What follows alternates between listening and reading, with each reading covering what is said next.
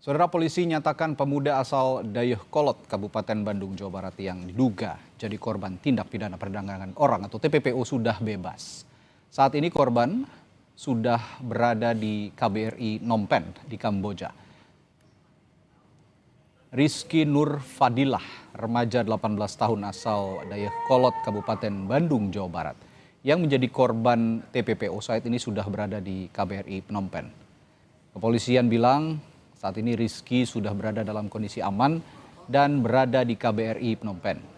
Polisi masih tunggu kabar terkait proses pemulangan Rizky ke tanah air.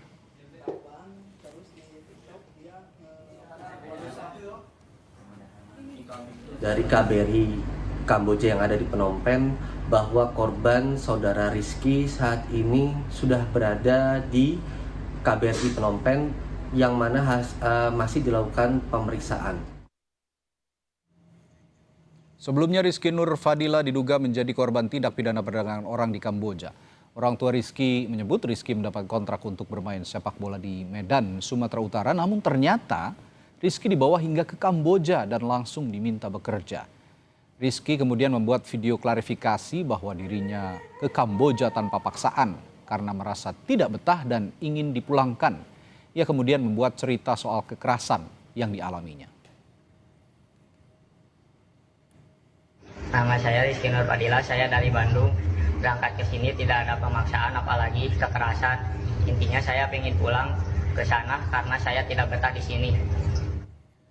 Gubernur Jawa Barat Deddy Mulyadi memastikan tetap akan berkoordinasi dengan Polda Jawa Barat untuk penanganan kasus dugaan TPPO yang dialami Rizky Nur Fadilah di Kamboja. Pemprov Jawa Barat juga memastikan akan menyiapkan biaya untuk pemulangan Rizky. Deddy juga mengimbau siapapun untuk tetap waspada jika mendapat iming-iming bekerja di luar negeri. Pemerintah Provinsi Jawa Barat tetap mengambil keputusan untuk berkoordinasi dengan Polda Jabar dan KBRI.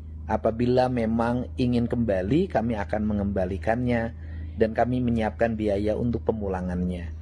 Untuk itu, pada siapapun untuk berhati-hati ketika akan bekerja di luar negeri yang dijanjikan atau diiming-imingi sesuatu yang pada akhirnya menjadi derita dan menjadi kesulitan bagi banyak orang. Untuk itu, kami akan segera bergerak. Ya, dan untuk mengetahui informasi selengkapnya soal kasus ini, kita akan berbincang dengan Kabid Humas Polda Jabar, Kombes Hendra Romawan. Selamat petang, Pak Hendra. Selamat petang, My Sister, apa kabar? Baik, semoga Anda juga kabar baik. Pak, saya mau konfirmasi dulu. Jadi saat ini apakah posisi Rizky sudah aman? Baik, My Sister, jadi kami sampaikan ya, tadi teman-teman media, Mas Bayu juga Kompas sudah saya kirim. Itu ada foto Rizky sedang ada di KBRI dan dalam keadaan sehat, My Sister. Ya. Dalam keadaan sehat. Ya, sehat, baik, dan wajahnya juga cerah. Dan kami selalu berkoordinasi dengan KBRI di sana untuk memastikan, dan berapa kali kami koordinasi dengan Bapak Yosi Afrizal, staf KBRI yang di Kamboja sana. Dan saat tadi pagi kami sudah melakukan koordinasi untuk asesmen, dan hasil dari asesmen dari KBRI juga sudah kita dapatkan dan nanti bisa kami sampaikan kepada pemirsa di Kompas ini. Lebih tepatnya di mana lokasi Rizky, Pak Hendra? Jadi saat ini posisinya ada di KBRI Kamboja ya, yang bersangkutan. Dan saat ini Rizky tadi sudah selesai dilakukan asesmen terkait dengan apa sih kronologis kejadian yang bersangkutan ini. Tapi disampaikan oleh Kompas tadi benar bahwa Rizky ini memang kesimpulan dari KBRI ini bukan korban TPPO ya. Memang Rizky tadi sudah mengakui bersangkutan ini berbohong kepada orang tuanya, meminta izin untuk berangkat ke sepak bola di sana ya, di Medan. Tetapi sebelumnya Rizky ini mendaftarkan ke perusahaan PT yang ada di Kamboja ini secara pribadi sebagai scammer gitu ya, sebagai scammer. Dan tetapi di situ yang bersangkutan mengakui juga sudah tidak betah kerja di situ ya, dan apa yang disampaikan adanya kekerasan, ada penyiksaan yang bersangkutan ini itu ternyata setelah diperiksa secara fisik ya, dan Rizky juga tadi mengakui bahwa itu tidak ada. Sudah diteliti secara detail dengan pihak KBRI sana itu tidak ada, dan memang yang bersangkutan saat ini ingin pulang, dan saat ini juga kita sampaikan apa syarat-syarat untuk kepulangan yang bersangkutan, apakah perlu waktu dan sebagainya.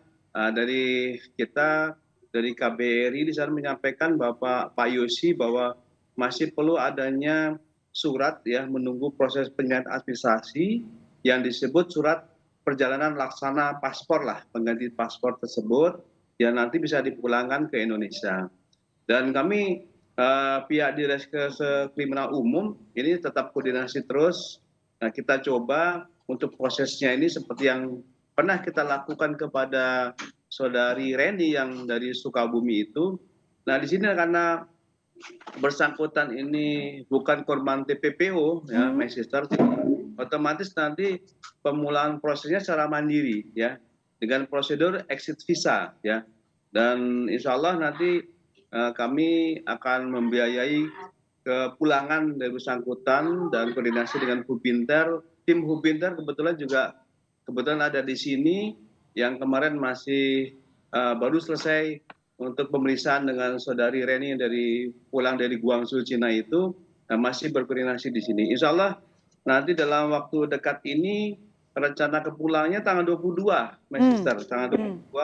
Semoga ini betul-betul tercapai target kita, dan tentu saja utamanya adalah bagaimana pengurusan administrasi ini tadi yang merupakan surat SPLP yang sedang kita urus bersama dengan KBRI di sana. Jadi Rizky tahu benar bahwa kontraknya sebagai scammer, bukan kontrak sebagai pemain bola.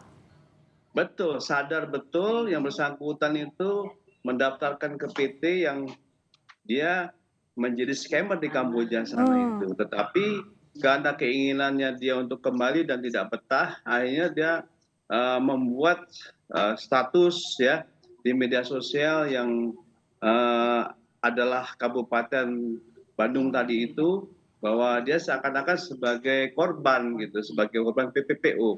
Ini untuk menarik perhatian publik. Tetapi apapun bentuknya, apabila bisa kita tempuh, ini merupakan juga warga negara Indonesia juga, masih muda dan sebagainya, ya kita akan bantu semaksimal mungkin, my sister.